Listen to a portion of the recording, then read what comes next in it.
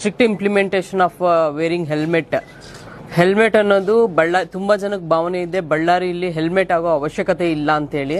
ಆ ಥರ ಯಾವುದೇ ರೀತಿ ವಿನಾಯಿತಿ ಇಲ್ಲ. ಸೊ ಬಿಸಿಲುಗಾಲದಲ್ಲಿ ಅದೊಂದು ಎಕ್ಸ್ಕ್ಯೂಸ್ ಹೇಳ್ತಾ ಇದ್ರು, ತುಂಬ ಬಿಸಿಲು ಇರೋದ್ರಿಂದ ಹೆಲ್ಮೆಟ್ ಹಾಕ್ಲಿಕ್ಕೆ ಆಗಲ್ಲ ಅಂತೇಳಿ. ಸೊ ಈಗ ತುಂಬ ಆಕ್ಸಿಡೆಂಟ್ಸೂ ಜಾಸ್ತಿ ಆಗ್ತಿದೆ. ಮೋರ್ ಓವರ್ 2 ವೀಲರ್ ಆಕ್ಸಿಡೆಂಟ್ಸ್ ಆಗೋದು ವಿತೌಟ್ ಹೆಲ್ಮೆಟ್, ಓವರ್ ಸ್ಪೀಡು ಮತ್ತು ಡ್ರಂಕ್ ಅಂಡ್ ಡ್ರೈವ್ ಇದೆಲ್ಲದರಿಂದ ಹೆಚ್ಚಿನ ಆಕ್ಸಿಡೆಂಟ್ಸ್ ಸಂಭವಿಸ್ತಾ ಇದೆ. ಅದಕ್ಕಾಗಿ ಒಂದು ಹೆಲ್ಮೆಟ್ ಧರಿಸಬೇಕು. ಮತ್ತೆ ನಮ್ಮ ಸಿಬ್ಬಂದಿಗಳಿಗೂ ನಮ್ಮ ಆಫೀಸರ್ ಸಹ ನಾವು ಒಂದು ಸರ್ಕ್ಯುಲರ್ ಕೊಟ್ಟಿದ್ವಿ, ಕಂಪಲ್ಸರಿ ಎಲ್ಲರೂ ಹೆಲ್ಮೆಟ್ ವೇರ್ ಮಾಡ್ಬೇಕಂತೇಳಿ. ಯಾರಿಗೂ ವಿನಾಯಿತಿ ಇಲ್ಲ. ಗ್ರ್ಯಾಜುವಲಿ ಅದು ಇಂಪ್ಲಿಮೆಂಟ್ ಆಗುತ್ತೆ, ಅದು ಖಂಡಿತ.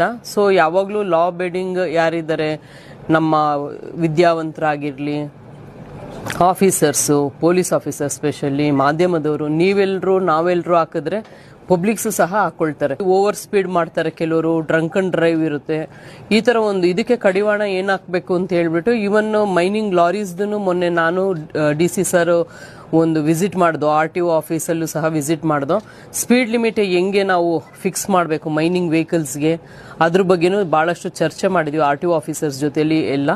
ಅದಕ್ಕೆ ಅವರು ಸ್ಪೀಡ್ ಗವರ್ನರ್ ಇರುತ್ತೆ, ಅದನ್ನು ಮಾಡ್ಬೋದು. ಮತ್ತು ಈ KSRTCಲಿ ಒಂದು ಸ್ಪೀಡ್ ಲಿಮಿಟ್ ಮಾಡಿರ್ತಾರೆ, ಅಂದರೆ ಎಕ್ಸ್ಲೇಟ್ರಲ್ಲಿ ಪೂರ್ತಿ ಎಕ್ಸ್ಲೇಟ್ರು ಅಮುಕ್ಲಿಕ್ಕಾಗಲ್ಲ, ಆ ಥರ ಒಂದು ಸಿಸ್ಟಮಲ್ಲಿ ಅದು ಅಳವಡಿಸಬೇಕು ಅಂದ್ಬಿಟ್ಟು RTO ಆಫೀಸರ್ಸ್ ಜೊತೆಯಲ್ಲಿ DC ಸರ್ ಮತ್ತು ನಾನು ಸಹ ಚರ್ಚೆ ಮಾಡಿದ್ದೀವಿ. ಸೊ ಒಂದು ಪಾರ್ಟ್ ಅದು. ಇನ್ನೊಂದು part 2 wheelers accidents. 2 wheeler accidents, most of the 2 wheeler accident ಆದಾಗ ವಿದೌಟ್ ಹೆಲ್ಮೆಟ್ ಇಂದನೇ ಜಾಸ್ತಿ ಅಪಘಾತಗಳು ಸಂಭವಿಸುತ್ತೆ. ಹಂಗಾಗಿ ಇದೊಂದು ಅವೇರ್ನೆಸ್ ಪ್ರೋಗ್ರಾಮ್ ಇನಿಷಿಯೇಟ್ ಮಾಡಲೇಬೇಕು. ಯಾಕೆಂದ್ರೆ ಯಾರು ಮಾಡೋಕ್ಕಾಗಲ್ಲ, ಅಥವಾ ನಾವು ಯಾರಾದ್ರೂ ಮಾಡಲಿಲ್ಲ, ಅಥವಾ ನೀವು ಯಾರು ಮಾಡಲಿಲ್ಲ ಅಂದ್ರೆ ಸಾರ್ವಜನಿಕರು ಅವರೂ ನೆಗ್ಲೆಕ್ಟ್ ಮಾಡ್ತಾರೆ.